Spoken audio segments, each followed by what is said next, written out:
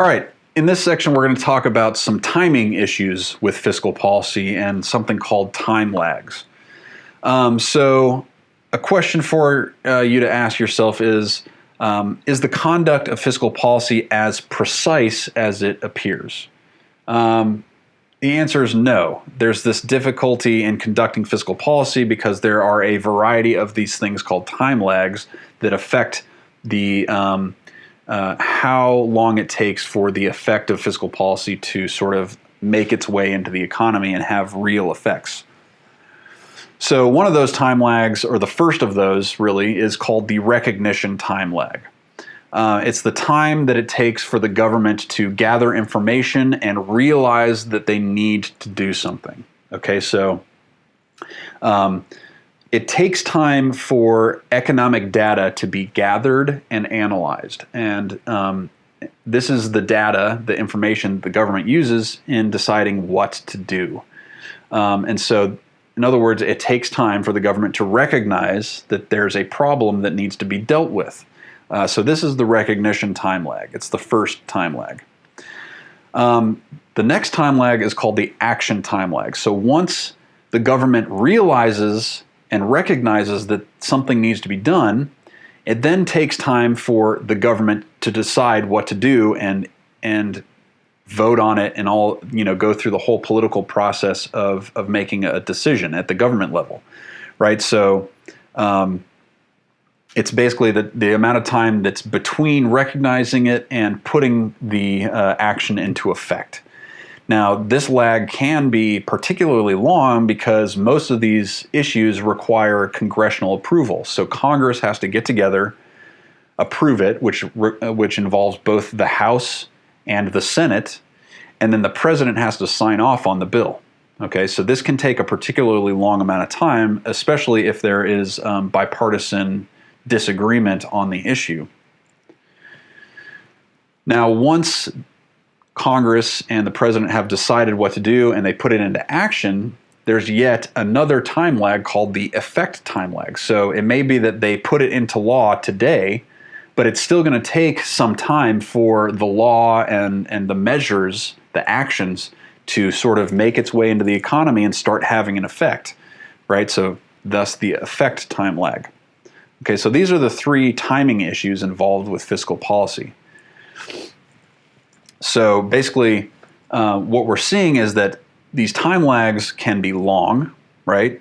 A policy, and what that means is that a policy that's designed to correct a recession, since it's long, it takes a long time to have an effect because of these time lags, it may not have, or it may not produce the results in the economy until the economy is experiencing some inflation.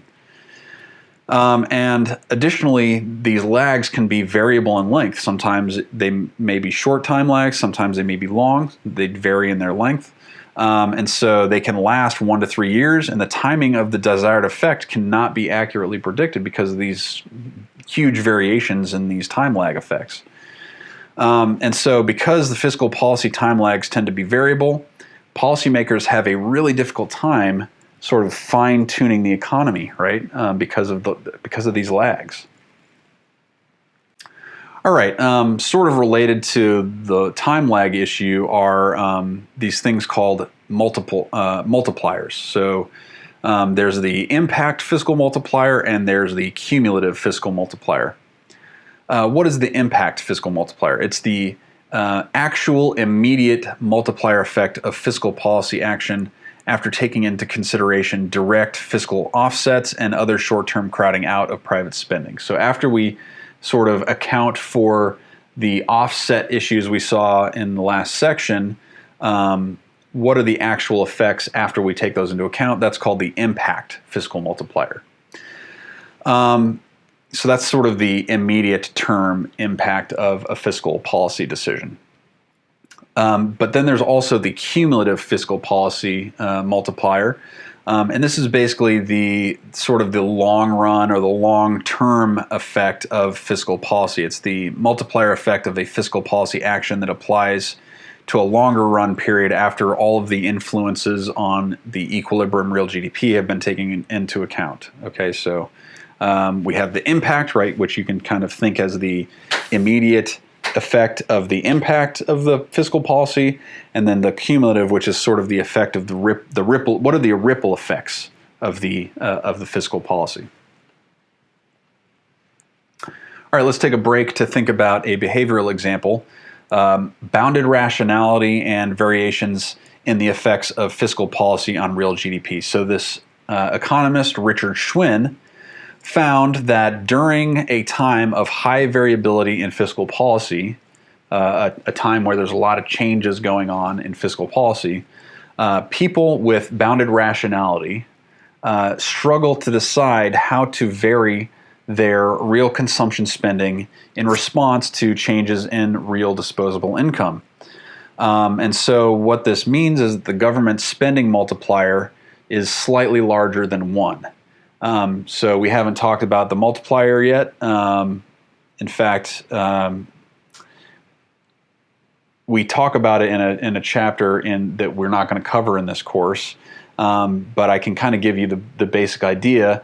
The spending multiplier is basically answering the question: if the government spends $1, how much does real GDP change by? Is it more than $1 or less than $1? And the multiplier tells us if it's more than $1, then the multiplier is greater than 1. If it's less than $1, then the multiplier is less than 1. So, for example, if the government spends $1 and GDP increases by $2 because of sort of the cumulative effects, then the multiplier would be 2. So Richard Schwinn found that in this case, the multiplier is slightly larger than 1 when fiscal policy actions are stable, and it's actually close to 0 in periods of considerable fiscal policy instability. So it seems that the government should try to have stable fiscal policy actions so that it actually has an impact on the economy.